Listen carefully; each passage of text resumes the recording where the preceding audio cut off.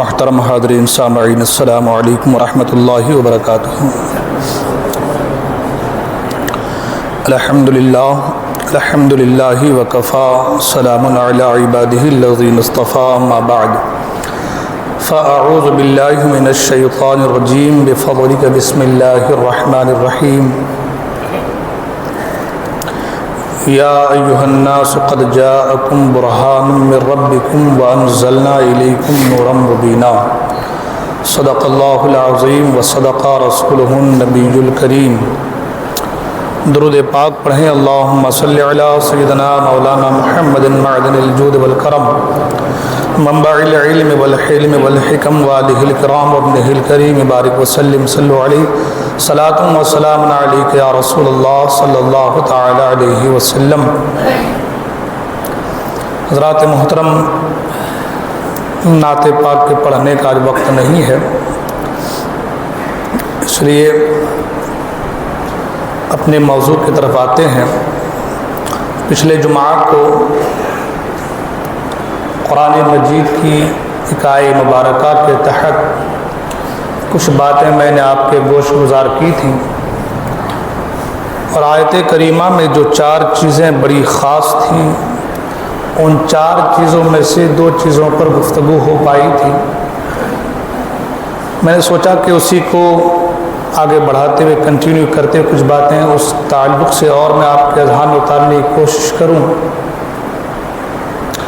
اللہ تبارک و تعالی جسے ہدایت دیتا ہے وہ ہدایت کے راستے پر ہوتا ہے، اور جو گمراہی کے دہانے پر پہنچ جاتا ہے، پھر وقت کا بڑے سے بڑا خطیب بھی تقریر کرے، باتیں بتائے تو ان کے سمجھ کے باہر رہتی ہیں۔ مگر ہمارا کام ہے اپنی بات لوگوں تک پہنچا دینا، تاکہ کل کے دن یہ کسی کی زبان سے نہ نکلے کہ ہمیں تو یہ چیزیں بتائی نہیں گئی تھیں۔ قرآن مجید کی جس آیہ مبارکہ کو میں نے پچھلے جمعہ کو سرمایہ سخن بنایا تھا، آج بھی میں اسی آیت کو پڑھا ہوں۔ اللہ تبارک و تعالیٰ ارشاد فرماتا ہے، اے لوگوں تمہارے پاس آئے۔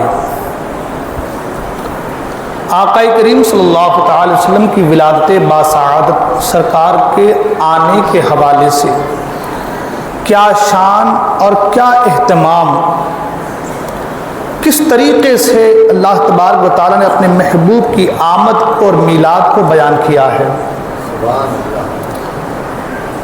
کہتے ہیں کہ اگر دل صاف ہو، دل پاک ہو تو باتیں اثر کرتی ہیں، اور اگر دل بھرا ہو، ہمارے گاؤں والے زبان میں لیں کہ اگر گھڑا جو ہے پانی کا بھرا ہے، اس میں آپ پانی ڈالیں گے تو وہ گرے گا، وہ خالی ہو تو اس کے اندر کچھ جائے گا، کچھ بھرے گا، ہے نا۔ تو جن کا دل گندگیوں سے بھرا پڑا ہو، اچھی باتیں وہ ایکسیپٹ نہیں کرتے، قبول نہیں کرتے۔ آپ سوچیں، ان کو میلاد مصطفیٰ نہیں مل پاتا کہ میلاد کا ذکر کہاں ہے قرآن میں، اور ہمارے علماء ہیں کہ بات بات پر میلاد کا ثبوت قرآن سے احادیث سے پیش کرتے نظر آتے ہیں۔ یہ لوگ وہ تلاش کرتے ہیں کہ کہاں یہ لکھا مل جائے کہ مصطفیٰ کریم کے میلاد نہیں منانا چاہیے، کہاں یہ لکھا مل جائے کہ حضور ہماری طرح معاذ اللہ، کہاں یہ لکھا مل جائے کہ حضور کو کچھ اختیار نہیں، یہ وہ تلاش کرتے ہیں۔ اور ہم کیا تلاش کرتے ہیں؟ ہم یہ تلاش کرتے ہیں کہ کہاں شان مصطفیٰ مل جائے، کہاں عظمت مصطفیٰ مل جائے۔ تو ایک کامن آدمی، ایک عام آدمی یہ سوچے گا کہ جن کو ان سے محبت ہے وہ ان کی اچھائیاں تلاش کرتا ہے نا، ہے نا۔ جو لوگ کہتے کہ ہم بھی نبی سے محبت کرتے ہیں تو اچھائیاں تلاش کر، اگر نبی سے پیار ہے، عشق ہے تو اچھائیاں تلاش کر۔ اگر اچھائیاں تلاش نہیں کرتا، اس کا مطلب یہ ہے کہ تجھے نبی سے محبت نہیں ہے۔ تو خیر یہ تو باتیں تھی میں نے عرض کر دی۔ عرض یہ کر رہا تھا کہ اللہ تبارک و تعالیٰ نے اپنے محبوب کی آمد کا تذکرہ فرمایا. کہا اے لوگو، اس پر بات پچھلے جمعہ کو ہو چکی ہے، تمہارے پاس آئے. دیکھیں، جب بھی کوئی دنیا میں آتا ہے تو آنے کے بعد کچھ بنتا ہے. دنیا میں آیا، علم حاصل کیا تو عالم بنا، ہے نا. ڈاکٹریٹ کی پڑھائی پڑھی تو ڈاکٹر بنا، انجینئر کی پڑھائی کی تو انجینئر بنا، پروفیسر کی پڑھائی کی تو پروفیسر بنا، وکیل کی ڈگری حاصل کی تو وکیل بنا. مطلب یہ کہ دنیا میں آنے کے بعد کوئی کچھ درجہ، کچھ مقام، کچھ حاصل کرتا ہے. صحیح ہے نا؟ دنیا میں آنے کے بعد کوئی کچھ مقام، کچھ درجہ پاتا ہے. مگر اللہ تبارک و تعالیٰ اپنے محبوب کو بھیج رہا ہے تو دنیا میں آنے کے بعد مقام نہیں مل رہا، بلکہ آ رہے ہیں حضور. تو اللہ فرما رہا ہے تحقیق کہ تمہارے پاس آئے ایک رسول. لقد جاءکم رسول، ہے نا، تحقیق کہ تمہارے پاس آئے ایک رسول. مطلب یہ کہ آنے کے بعد رسول نہیں بنے، رسول بن کر کے آئے ہیں، ہے نا. اگر دنیا میں آنے کے بعد بنتے تو اللہ یہ فرماتا کہ میرا بندہ دنیا میں آیا اور رسول بنا، رسالت سے نوازا، نبوت سے نوازا، یہ کہتا. اللہ نے فرمایا لقد جاءکم رسول، تحقیق کہ تمہارے پاس آئے ایک رسول، ہے نا. کہیں کہا یا ایھا النبی، یا ایھا المزمل، یا ایھا المدثر. کہیں کہا وما ارسلناک الا رحمتا للعالمین، اے محبوب ہم نے آپ کو ساری کائنات کے لیے، سارے جہان والوں کے لیے رحمت بنا کر بھیجا. تو آنے کے بعد درجہ نہیں ملا، آنے کے بعد مقام نہیں ملا. ہم آتے ہیں دنیا میں تو آنے کے بعد اب اگر بچے کا ذہن اچھا ہے تو بچے کو باپ اچھے اسکول میں ڈالتا ہے کہ انجینئر بن جائے، کسی کو مدرسے میں ڈالتا ہے کہ حافظ بن جائے، قاری بن جائے، عالم بن جائے، مفتی بن جائے، محدث بن جائے، مفکر بن جائے، مجدد بن جائے. جو بھی بننا ہے وہ دنیا میں آنے کے بعد بنتا ہے. مگر رسول آئے ہیں تو آنے کے بعد نہیں بنے، بلکہ بنے بنائے آئے ہیں. اور جب دنیا میں آئے ہیں تو جو جو رسول سے جڑتے گئے وہ بھی وقت کے تاجدار بنتے گئے.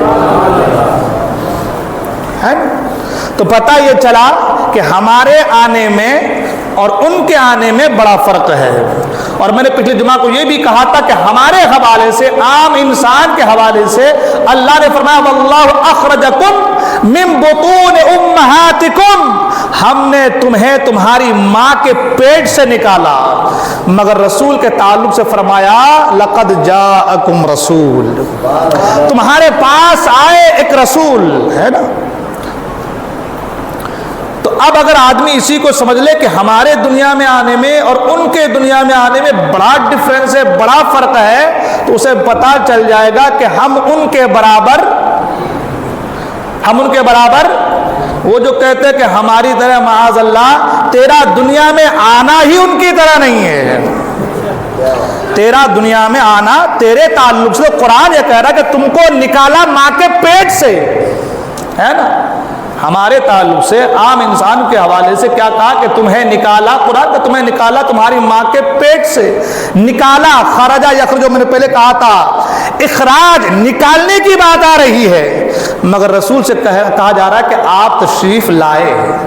بعثت کا ذکر ہے، ارسلا کا ذکر ہے نا، ارسلنا کا ذکر ہے، بھیجنے کا ذکر ہے، آنے کا ذکر ہے، مبعوث کرنے کا ذکر ہے، نکالنے کا ذکر نہیں ہے، خلقہ کا پیدا کرنے کا ذکر نہیں ہے. تو پتہ یہ چلا کہ دنیا میں آنے میں بھی وہ ہماری طرح نہیں ہے. اس دنیا میں آنے میں بھی وہ ہماری طرح نہیں ہے.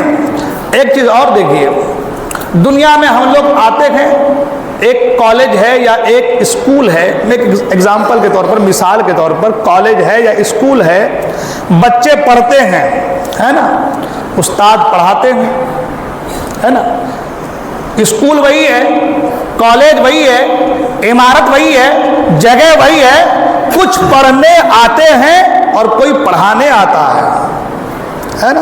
جو پڑھنے آتے ہیں وہ فیس دیتے ہیں، جو پڑھنے آتے ہیں وہ فیس دیتے ہیں پھر پڑھتے ہیں، جو پڑھانے والا آتا ہے وہ فیس لیتا ہے اور پڑھاتا ہے۔ عمارت وہی ہے، جگہ وہی ہے، اسکول وہی ہے، کالج وہی ہے، کچھ پڑھتے ہیں، امتحان دیتے ہیں، کچھ امتحان لیتے ہیں۔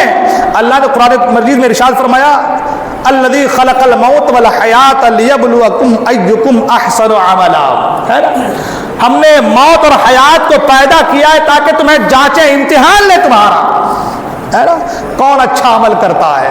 ہم دنیا میں امتحان دینے کے لیے آئے ہیں، دنیا میں امتحان دینے کے لیے آئے ہیں، اور ہمیں پڑھانے کے لیے اللہ تعالیٰ نے اپنے نبیوں کو مبعوث فرمایا ہے۔ کیسے ان کے برابر ہو جائیں گے، کیسے ان کی طرح ہو جائیں گے؟ ہم سیکھنے آئے ہیں اور وہ سکھانے آئے ہیں۔ اب ایک چیز یہ کہ یہ دنیا دارالعمل ہے نا، ہم سیکھنے آئے ہیں، انبیاء سکھا رہے ہیں۔ جو کچھ بھی ہم یہاں اچھا عمل کریں گے، جو کچھ بھی اچھا عمل کریں گے تو جزا اچھی ملے گی، عمل خراب ہوگا تو سزا ملے گی۔ مگر ایک سوچنے والی بات ہے کہ دنیا میں جو سیکھنے آئے ہیں ہم لوگ سب، آپ اور ہم امتحان دینے آئے ہیں، تو امتحان لینے والا موجود ہونا چاہیے، سکھانے والا رہنا چاہیے۔ اگر سکھانے والا نہ رہے تو بچہ سیکھے گا کن کے پاس؟ ہاں، کوئی تو ہو جو بچوں کو پڑھائے، کوئی تو ہو جو بچوں کو سکھائے۔ تو اگر انبیاء نہ ہو تو ہمیں سکھائے گا کون، ہمیں پڑھائے گا کون، ہمیں بتائے گا کون؟ تو پتہ یہ چلا کہ انبیاء میں سے نبی کونین صلی اللہ علیہ وسلم کے ذات تعلق سے بات چل رہی ہے پچھلے جمعہ سے، تو جو ہمارے آپ کے آقا ہیں وہ ہیں، وہ موجود ہیں۔ جب موجود ہیں ہمیں پڑھایا سکھایا جا رہا ہے۔ اس میں ایک سوال یہ بھی ہو سکتا ہے کہ کہا جا سکتا ہے کہ نہیں وہ انبیاء کے وارث علماء ہیں، میں اس کی مثال بھی انشاءاللہ میں آگے دوں گا۔ اب سوال یہ ہوتا ہے، لوگ کہتے ہیں کہ نہیں وہ تو چلے گئے، وہ تو مر کر مٹی مل گئے معاذ اللہ، کہتے نا۔ میں سوال یہ کر رہا ہوں کہ تم جو انبیاء کے موت کے حوالے سے کہتے ہو تو سنو، انبیاء کو بھی اجل آنی ہے، مگر آنی کے فقط آنی ہے نا؟ انبیاء کو بھی اجل آنی ہے، ایک آن کے لیے، ایک آن کے لیے فوت ہوئے ہیں، مگر بعد والی جو زندگی ہے پھر وہی زندگی ہے جو ظاہری زندگی، جو زندگی پہلے کی تھی۔ اگر حضور نہ ہو، تمہاری بات مان لیا جائے کہ حضور نہ ہو، جیسے تم کہتے ہو کہ معاذ اللہ مر کر مٹی میں مل گئے، تو پھر قرآن مجید کی جو یہ آیت مبارکہ ہے جس میں اللہ فرماتا ہے وَمَا كَانَ اللَّهُ لِيُعَذِّبَهُمْ وَأَنْتَ فِيهِمْ، اے میرے محبوب میں ان پر عذاب نہیں نازل کروں، عذاب نہیں دوں گا کیونکہ آپ ان کے درمیان موجود ہیں۔ اس آیت مبارکہ کا معنی کیا ہوگا؟ آپ تاریخ پڑھیں، انبیاء اکرام کی زندگی کا مطالعہ کریں تو آپ کو معلوم چلے گا کہ کوئی مومن بھی اگر کوئی گناہ کرتا تو اس کے دروازے پر اس کے گناہ کے حوالے سے لکھ دیا جاتا۔ سنے ہیں آپ لوگ علماء اکرام سے، جب بھی کوئی پہلے کے دور میں اور دیگر انبیاء کے زمانے میں ان کی قومیں، ہے نا، ان کے چاہنے والے حواریین جب بھی کوئی گناہ کرتے تو کیا ہوتا، ان کے دروازے پر اس کا گناہ کے تعلق سے لکھ جاتا کہ اس نے یہ گناہ کیا ہے۔ ہم اور آپ روزانہ نہ جانے کتنے گناہ کرتے ہیں، ہمارے دروازے پر لکھا جا رہا ہے۔ تاریخ پڑھیں آپ، انبیاء اکرام کی زندگی کا مطالعہ کریں، معلوم چلے گا ان پر عذاب نازل ہوئی ہے۔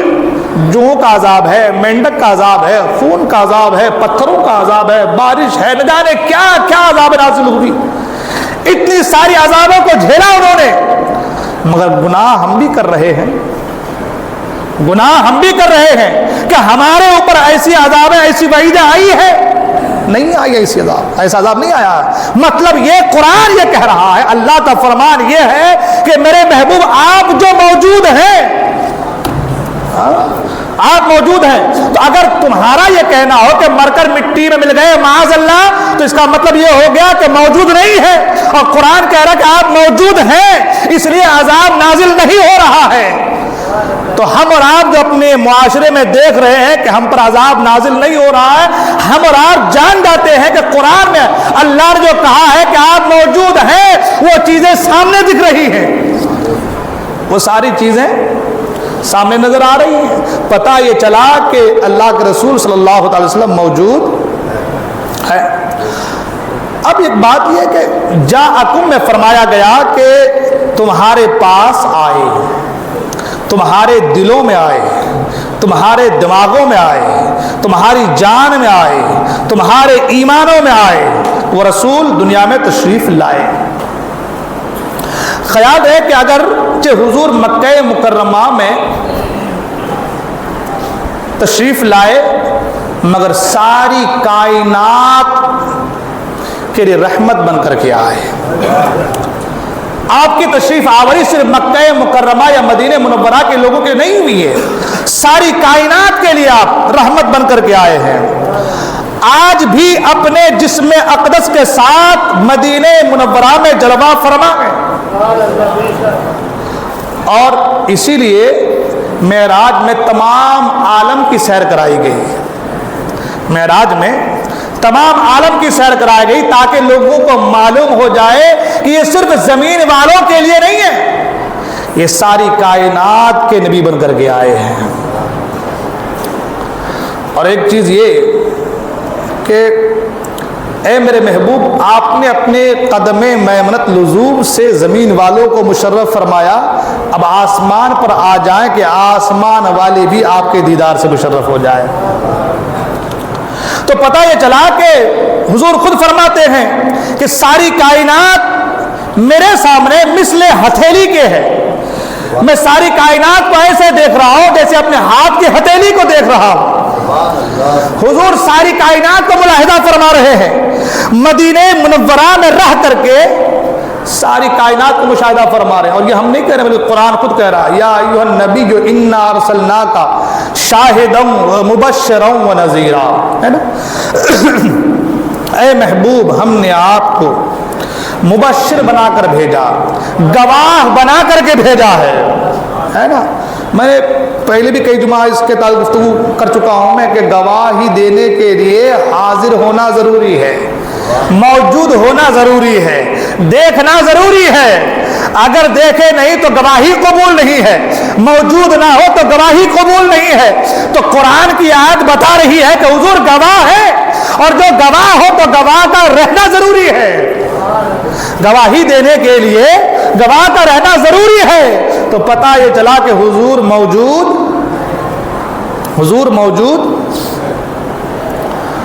اب حضور کے سامنے سے کوئی چیز جو ہے چھپی نہیں ہے، ہر چیز کا مشاہدہ آپ فرما رہے ہیں. اعلیٰ سرکار فرماتے ہیں اور کوئی غیب کیا تم سے نہا ہو بھلا، جب نہ خدا ہی چھپا تم پہ کروڑوں درود. آج بھی حضور مدینہ منورہ سے سب کچھ ملاحظہ فرما رہے ہیں. ایک سوچنے والی بات یہ کہ ایک عام آدمی سوال کرتا ہے کہ تم کہتے ہو کہ حضور وہیں سے ملاحظہ فرما رہے، یہ کیسے ہو سکتا ہے؟ میں ایک مثال دے کر کے آپ کو باتیں آپ کے ذہن اتارنا چاہتا ہوں، چاہے جائے کہ میری بات آپ کے ذہن اتر جائے. یہ جو سورج ہے نا، سورج کتنے ہیں؟ ایک ہی ہے. کتنے ہیں؟ ایک ہی ہے. یہ اس نظام شمسی کا سب سے بڑا سیارہ ہے.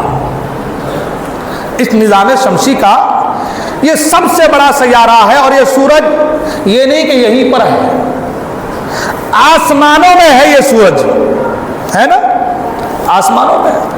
اور یہ ایک سورج، ہم لوگ کہتے ہیں ہمارے یہاں سورج نکل گیا، امریکہ والے کہتے ہیں یہ ہمارا سورج ہے نکل گیا، پاکستان والے کہتے ہیں ہمارا ہے، انڈونیشیا والے کہتے ہیں ہمارا ہے. دنیا کے جہاں جہاں لوگ بسے ہیں کہ سورج نکل گیا ہمارا ہے. سورج کتنے ہیں؟ ایک ہے. سورج ایک ہے، مگر ہر ایک کہہ رہا ہے کہ یہ ہمارے ہیں، کیونکہ جب وہ نکلتا ہے تو صرف روشنی انڈیا والوں کو، یاور والوں کو فراہم نہیں کرتا، وہ روشنی پوری دنیا کو فراہم کرتا ہے. سمجھ آئی بات؟ سورج جب نکلتا ہے، طلوع ہوتا ہے، تو صرف آپ کے یاول والوں کو روشنی نہیں دیتا.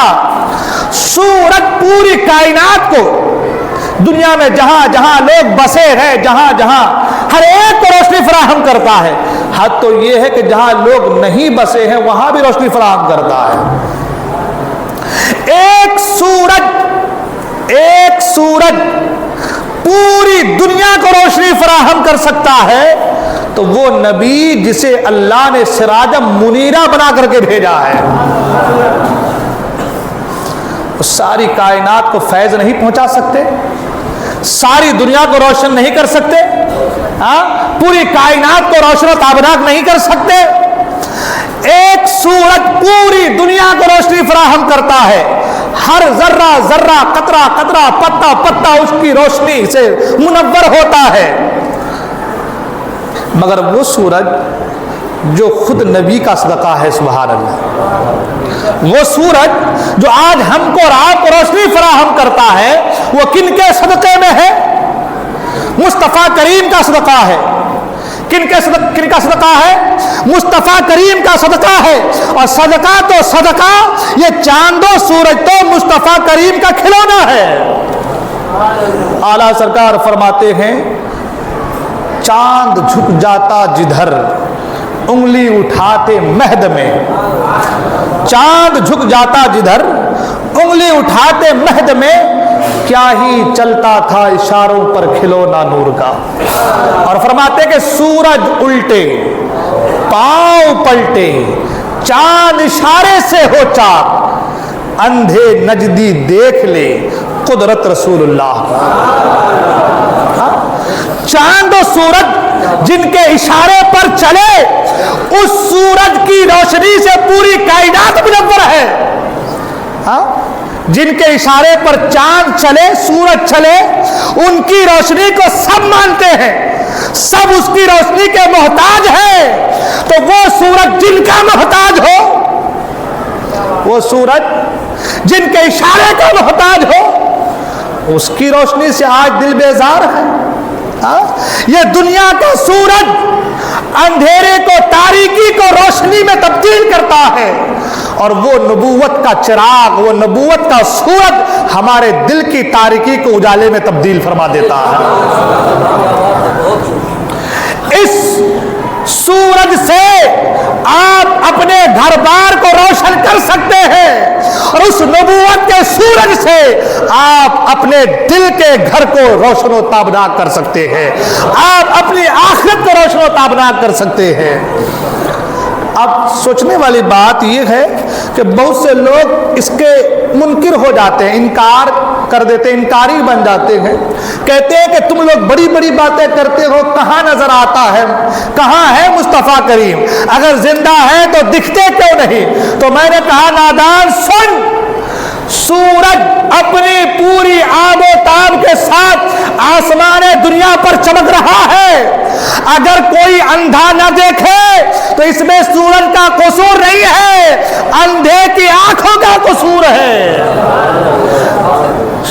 سرکار فرماتے ہیں، آنکھ والا تیرے جوبن کا تماشا دیکھے، دیدے کور کو کیا نظر کیا دیکھے.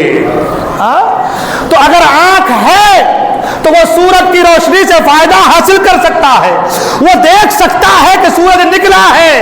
اندھا ہو تو نہیں دیکھ سکتا، اس کے دن بھی برابر ہے، رات بھی برابر ہے. اگر دل صاف ہو تو مصطفیٰ کریم کی روشنی نور نبوت سے سینہ جگمگا جائے گا، اور دل ہی مردہ ہو تو اسے مصطفیٰ کریم کے نور کا کوئی حصہ مل نہیں سکتا. اور ایک چیز اور، آدمی اندھا بھی نہیں ہے، سورج نکلا بھی ہے، مگر سورج کے سامنے ابر چھایا ہوا ہے، بادل چھایا ہوا ہے. اندھا بھی نہیں ہے، سب کچھ دکھتا گئے، آنکھ والا گئے، سورج بھی نکلا گئے، مگر سورج کے سامنے کیا ہے؟ ہمارے یہاں بدلی چھاتی ہے نا، بادل آتے ہیں نا، جب بدلی چھاتی ہے تو سورج آپ دیکھ پاتے ہیں. آپ کہیں گے مولانا آنکھیں ہیں، सूरज नहीं दिख रहा है। आप कहते सूरज निकला है तो दिख कहाँ रहा है? तो मैंने कहा कि पहले बदली को छटने दे, अब्र को जाने दे। जब अब्र जाएगा तो सूरज नजर आएगा। हाँ, जब अब्र छटेगा तो सूरज नजर आएगा। आज कहते हमको नहीं दिखते हैं। मैंने कहा सुन, जो देखने वाले थे उन्होंने देखा है। अगर तुम्हें नजर नहीं आ रहा है तो अपने पहले दिल का इलाज कर। हराम कारी से बच, हराम खाने से बच, हाँ, गुनाहों से बच, गुनाहों की आलूदगी से अपने आप को बचा। खा रहा है हराम का, कर रहा है हराम का, हराम कारियों में मुबतला है, हाँ, नाच गानों में, अय्याशियों में मुबतला है, न जाने किन किन खुराफातों में मुबतला है, और दाढ़ी रख करके कह रहे हैं कि हमको तो नजर नहीं आ रहा है। हाँ, हमको तो दिख नहीं रहा है, हमारे पास आंख भी है। तो मैंने कहा आंख तो है, मगर आंखों के सामने अंधेरा इसलिए है कि गुनाहों ने तुम्हारे आगे बदली का काम कर रखा है। हराम कारी से बच, हराम खाने से बच, अच्छे अमल कर, नेकों की सोहबत में रह, नेकों के दामनों से वाबस्ता हो जा। इसलिए कि जिनके दिल साफ थे और सीना इश्क़ मुस्तफा से लबरेज था, उन्होंने देखा। आला हो जब जाते हैं तो कहते हैं कि या रसूल अल्लाह, देखना चाहता हो, दीदार करना चाहता हो तो पर्दा हटा, चिलमन सरका। और मुस्तफा करीम ने अपना जलवा दिखाया, और जब जलवा देखा तो आला सरकार फरमाते हैं तू जिंदा है वल्लाह, तू जिंदा है वल्लाह, मेरे चश्मे आलम से छुप जाने वाले। हुजूर सरकारे गरीब नवाज मदीने मुनव्वरा पहुंचे हैं, सुभान अल्लाह, सरकार की बारगाह में पहुंचे हैं, सुभान अल्लाह। आवाज आती है मुईनुद्दीन बिन हसन को बुलाया जाए। हाँ, और जब बुलाया गया दरे मुस्तफा पर, सरकारे गरीब नवाज हिंद के राजा, हम गरीबों के ख्वाजा, जब हुजूर की बारगाह में पहुंचते हैं तो जलवा भी दिखाया जाता है, और साथ ही साथ हिंदुस्तान की विलायत भी अता की जा रही है, सुभान अल्लाह।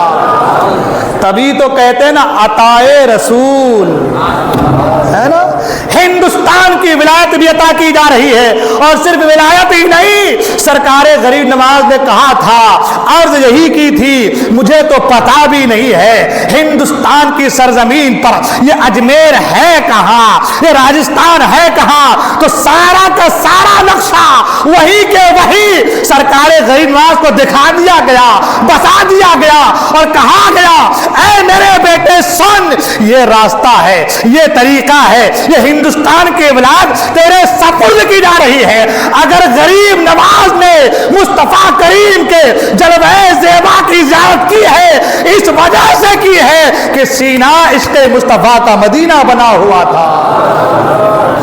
आपने अल्लामा जामी का वाक़या तो सुना होगा, हाँ, कैद कर दिया गया, मेरा चाहने वाला आ रहा है, ऐसे ऐसे अशआर लिख करके लाया है कि मुझे बाहर आना होगा, जलवा दिखाना होगा, जलवा दिखाना होगा। ऐ हाकिमे वक्त जाओ और मेरे उस चाहने वाले को कैद कर दो। वो अल्लामा जामी जो इश्क़ रसूल में सरशार होकर के कुछ अशआर लिख करके हुजूर की बारगाह में आ रहे हैं कि ये अशआर पढ़ूंगा, दिल तड़पेगा, ज़ियारत होगी, मगर कैद कर दिया जाता है। अल्लाह अकबर। बताना से चाहिए बातें आप बारहा सुने, इस पे एक लंबी गुफ्तगू हो सकती है। बताने का मकसद ये है कैद कर दिया जाता है, अब इधर कैद में मुबतला है, अल्लाह अकबर, और इश्क से सीना जल रहा है, दिल तड़प रहा है, कब कैद से निकलूं, कब आजादी मिले और कब जुल्फे मुस्तफा का असीर बन जाऊं। अल्लाह अकबर। कैद में मुबतला है, कुछ दिन गुजरे हैं, सरकार फिर उसी हाकिम वक्त से कहते हैं ए फला, वो कोई मुझे مجرم نہیں ہے، وہ میرے زلف کا اسیر ہے، وہ میرا غلام ہے، لہذا چھوڑ دیا جائے۔ اللہ اکبر۔ علامہ جامی آتے ہیں، اشعار پڑھتے ہیں، دل تڑپ جاتا ہے، دل بے چین ہو جاتا ہے اور سرکار کے زیارت سے مشرف ہو جاتے ہیں۔ تو کہنے کا مطلب یہ ہے، غوث پاک نے دیکھا، غریب نواز نے دیکھا، علامہ جامی نے دیکھا، اعلیٰ فاضل بریلوی نے دیکھا، جو عشق مصطفیٰ میں مبتلا ہوئے اور جنہوں نے اپنے سینوں میں عشق مصطفیٰ کو پالا، انہوں نے دیکھا، اور جو منکر ہوتے گئے ان کا دل بھی کالا ہوتا گیا اور وہ گناہوں کے دہانے پر بھی پہنچتے چلے گئے۔ تو مطلب کیا ہے؟ مطلب یہ ہے کہ اب اگر آگے ابر ہے تو ابر کو ہٹا، ہے نا، دیکھنا ہے تو دل کو گندگیوں سے پاک کر، سینے کو عشق مصطفیٰ کا مدینہ بنا۔ حضور آج بھی جلوہ فرمائیں گے، حضور آج بھی دیدار سے مشرف فرمائیں گے۔ بہت سارے واقعات ہیں، بہت سارے واقعات، دلائل الخیرات شریف کے حوالے سے بہت سارے واقعات ہیں۔ عرض یہ کرنا ہے، وہ لوگ جو کہتے ہیں کہ معاذ اللہ مر کر مٹی میں مل گئے، میں نے کہا نادان، آج بھی حضور مدینہ منورہ میں جلوہ فرما ہے، اور وہ عاشق جو دل سے پکارتا ہے تو ان کی صدا کو سنتے بھی ہیں، فریاد رسی کو پہنچتے بھی ہیں، مدد بھی فرماتے ہیں۔ تبھی تو شاعر نے کہا نا کہ سنا ہے آپ ہر عاشق کے گھر تشریف لاتے ہیں، میرے گھر میں بھی ہو جائے چراغا یا رسول اللہ۔ کہنے کا مطلب کیا ہے کہ سورج پوری دنیا کو روشن کرتا ہے نا، پوری دنیا کو روشنی دیتا ہے۔ یہ سورج اگر پوری دنیا کو روشنی دے سکتا ہے تو جن کے صدقے میں اس سورج کو اللہ نے بنایا ہے نا، جن کو اللہ نے سراج منیرہ کہا ہے، قرآن جس کی روشنی کی گواہی دیتا نظر آ رہا ہے، قرآن نے جس کو نور کہا ہے، قرآن نے جس کو روشن چراغ کہا ہے، تم انہی کی نورانیت کے منکر ہو جا رہے ہو۔ بہت ساری باتیں میلاد النبی صلی اللہ علیہ وسلم کے حوالے سے بھی آتی ہیں، اور نہ جانے کیا کیا خرافات اول فول لوگ بکتے رہتے ہیں۔ بارہا میلاد النبی صلی اللہ علیہ وسلم کے حوالے سے جو ہے ثبوت احادیث وغیرہ بار بار پیش کیے جا رہے ہیں، اب اس کا وقت نہیں ہے کہ پھر اس کو جو ہے بیان کیا جائے۔ تو عرض یہ کر رہا تھا کہ آج بھی حضور جلوہ دکھائیں گے، شرط یہ ہے کہ آپ کو اپنا سینہ پاک رکھنا ہوگا۔ اب لوگ کہتے نہیں وہ تو مر گیا، یہ کہتے ہیں نا مر گیا۔ سنیں میری بات، مر گیا میں دو چیزیں ہیں، ایک ہے مر اور ایک ہے گیا، ہے نا، ایک ہے مر اور ایک ہے، ہم لوگ کیا کہتے ہیں مر گیا، یہ کہتے ہیں نا، لیکن کیا ہے دو چیزیں، ایک ہے مر اور ایک ہے، آدمی مرا مگر ابھی آپ کے گھر میں ہے تو آپ یہ نہیں کہیں کہ چلا گیا، مرا تو ہے مگر گیا نہیں، بات سمجھ میں آ رہی ہے؟ مرا تو ہے مگر ابھی گیا نہیں۔ جب تجہیز و تکفین ہو جائے گی، دفن ہو جائے گا تو کہیں گے مر گیا، ہے نا، مرا بھی اور گھر سے گیا بھی۔ ہمارے آپ کے جب اعلان ہوتا ہے تو یہ جو ہے اعلان کرتے ہیں نا کہ جنازہ فلاں محلے سے لے جایا جائے گا، اس کا مطلب یہ کہ مرا تو ہے مگر بھی گیا، ٹھیک ہے نا، تو مرا تو ہے مگر گیا، جب اسے دفن کر دیا جائے تو کہتے ہیں مر گیا۔ حضور اکرم صلی اللہ علیہ وسلم کے حوالے جب ہم بات کرتے تو کہتے ہیں مر گیا، معاذ اللہ، مر کر مٹی میں مل گیا۔ میں نے کہا نادان، وہ جس کو تم مر کہتے ہو وہ جملہ ہم حضور کے لیے استعمال نہیں کرتے ہیں، ہم وہاں پر وفات استعمال کرتے ہیں۔ حضور کی وفات تو ہوئی ہے، ہم نے پہلے بھی کہا کہ انبیاء کو بھی اجل آنی ہے، وفات تو ہوئی ہے، مگر جیسے ہی آنکھ بند ہوئی، روح نکلی قفس ان سے پرواز کی، اس کے بعد مثل سابق وہی زندگی ملی ہے جو زندگی حضور کو پہلے عطا کی گئی تھی۔ ورنہ آپ سوچیں کہ ایک شہید جس کے تعلق سے قرآن کہہ رہا ہے کہ وہ زندہ ہے، اگر امتی زندہ ہے تو نبی کیسے مردہ ہو سکتا ہے؟ جن کے صدقے میں زندگی ملی ہے، شہید کو زندگی جو ملی ہے کن کے صدقے ملی ہے؟ ایمان لایا، کلمہ پڑھا، جہاد کیا، شہید ہوا، اب زندہ جاوید بنا۔ ایمان نہیں لایا، نبی کا کلمہ نہیں پڑھا، جنگ کیا، وہ شہید نہیں ہے۔ صحیح ہے؟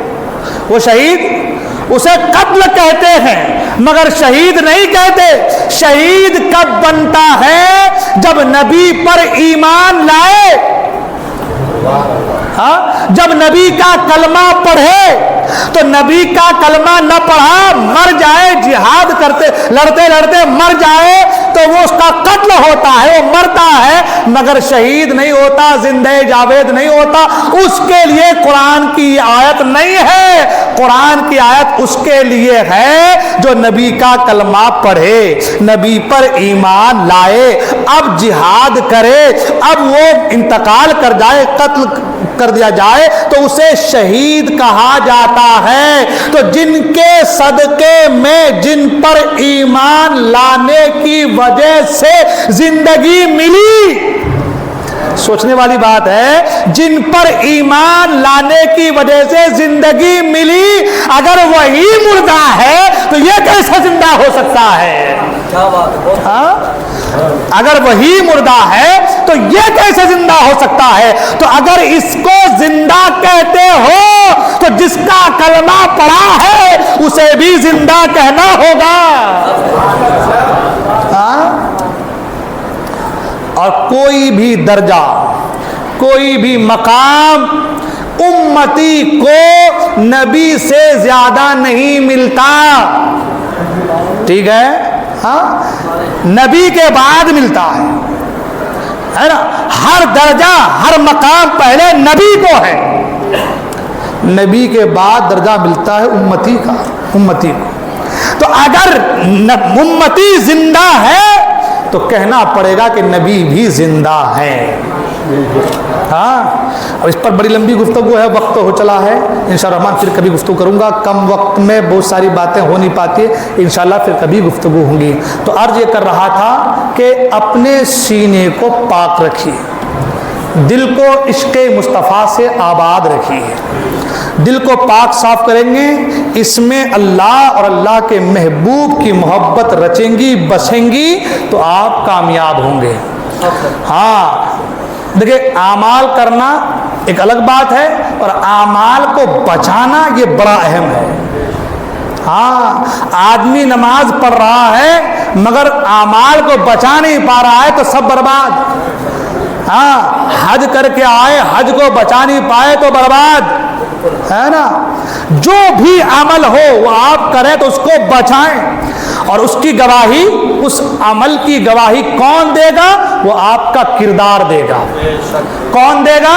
وہ آپ کا کردار دے گا۔ نماز پڑھنے کے بعد اگر جھوٹ بولا آپ نے، اس کا مطلب یہ ہے کہ آپ کی نماز میں کچھ نہ کچھ تو کمی ہے۔ ہاں، حج کرنے کے بعد اگر آپ دوسرے خرافات میں مبتلا ہیں تو کچھ نہ کچھ تو کمی ہے۔ اس لیے کہ اعمال جب قبول ہوتے ہیں تو بندہ گناہوں سے اپنے آپ کو بچاتا ہے، اور اپنے آپ کو گناہوں سے بچا لینا یہ اس بات کی دلیل ہے کہ اس کے اعمال رب کی بارگاہ میں قبول ہیں۔ ہاں، تو اعمال اگر آپ کے اچھے ہوں گے نا تو دنیا جان جائے گی کہ یہ آدمی کے اعمال اللہ کی بارگاہ میں قبول ہیں۔